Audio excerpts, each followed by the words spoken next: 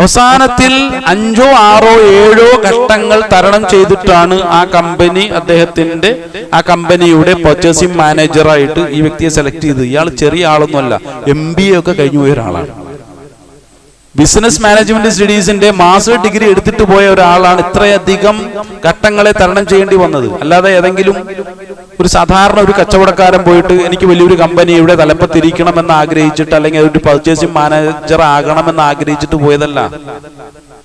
അപ്പൊ MBA കരസ്ഥമാക്കണമെങ്കിൽ ആ കുട്ടിയുടെ CBSE സിലബസിലാണ് പഠിച്ചത്. LKG മുതലുള്ള പഠനങ്ങൾ എന്ന് വിലയിരുത്തി നോക്കുക. എത്ര രാത്രിയുടെ ഉറക്കങ്ങളാണ് ആ പഠനം ഇല്ലാതാക്കി കളഞ്ഞത്. എത്ര ആസ്വാദ്യകരമായ ദിവസങ്ങളെയാണ് ആ പഠനങ്ങൾ നിഷേധിച്ചു കളഞ്ഞത്. എന്തുമാത്രം ഘട്ടങ്ങൾ, പരീക്ഷ നിരന്തരം വന്നുകൊണ്ടിരിക്കുകയാണ്. അപ്പോൾ തന്നെ കുടുംബത്തിലുള്ള ആഘോഷവേളകളിൽ നിന്നും പലപ്പോഴും മാറി നിൽക്കേണ്ടി വന്നിട്ടുണ്ട്. അങ്ങനെ LKG മുതലുള്ള ഒരു കുട്ടിയുടെ പഠന കാലയളവും ആ കുട്ടി തരണം ചെയ്യേണ്ടി വരുന്ന ജീവിതത്തിന്റെ ബുദ്ധിമുട്ടുകളും എല്ലാം ഒന്ന് പരിശോധിച്ച് നോക്കുക. ഇതിന്റെ പേരിൽ ഒരു കുട്ടി വിചാരിക്കുകയാണ്, അല്ലെങ്കിൽ ഒരു മാതാപിതാക്കൾ വിചാരിക്കുകയാണ്, എന്റെ കുട്ടിക്ക് ഇങ്ങനെ ഒന്നും പ്രയാസം അനുഭവിക്കാൻ പാടില്ല, ആ കുട്ടി സുഖമായിട്ട് ജീവിച്ചോട്ടെ, ചുരുക്കത്തിൽ ആ കുട്ടി എന്റെ വീട്ടിൽ നിന്ന് വളർന്നോട്ടെ, സ്കൂളിലൊന്നും പോണ്ട.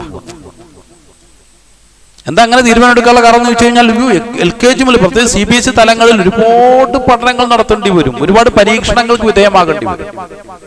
അതുകൊണ്ട് എന്റെ കുഞ്ഞ് ഈ പ്രയാസമൊന്നും അനുഭവിക്കാൻ പാടില്ല, എന്റെ വീട്ടിൽ നിന്നോട്ടെ എന്ന് പറഞ്ഞാൽ ആ മാതാപിതാക്കളുടെ നിലപാടുകളിൽ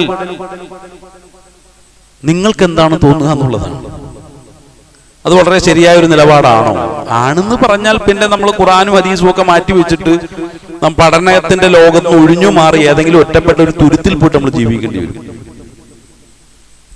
അത് ശരിയാണ് എന്ന് പറഞ്ഞാൽ, കാരണം ജീവിക്കാൻ അർഹതയില്ലാത്തൊരു വ്യക്തിയാണ്, ഒരു ബോധമില്ലാത്തൊരു മനുഷ്യനാണ്.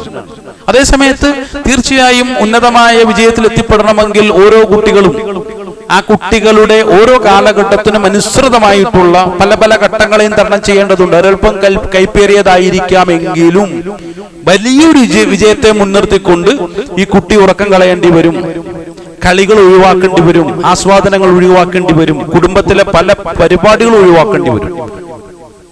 ഇതൊക്കെ ആവശ്യമാണ് എന്ന് ഓരോ സന്ദർഭത്തിൽ നമ്മൾ ഇങ്ങനെ ശരിയിട്ട് കൊടുക്കുമ്പോ ഖുർആന്റെ വിഷയത്തിൽ മാത്രം എന്താണ് അത് പാടില്ല എന്ന് നമ്മൾ നിർബന്ധം പിടിക്കാനുള്ള കാരണം? അതൊരു ശരിയല്ലാത്ത നിലപാടാണ്.